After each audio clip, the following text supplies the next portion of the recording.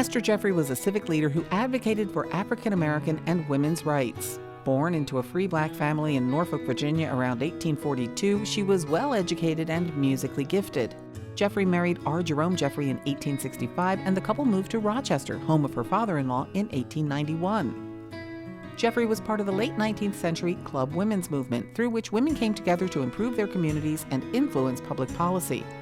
As part of her club work, Jeffrey promoted women's suffrage.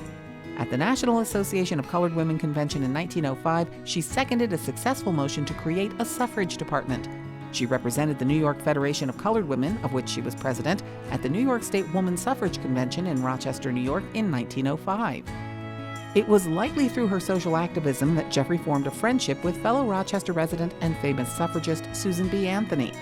Anthony's sister Mary invited Jeffrey to join the Rochester Political Equality Club, and Jeffrey founded a Susan B. Anthony Club for colored women with a focus on women's suffrage. When Anthony died in 1906, Jeffrey gave the eulogy at her friend's funeral.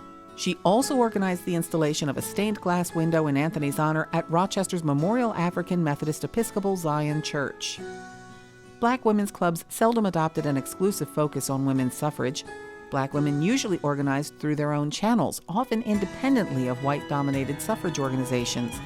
Jeffrey's record of working with both black and white-led networks indicates that she was skilled at organizing and forming friendships across the suffrage movement's racial divide.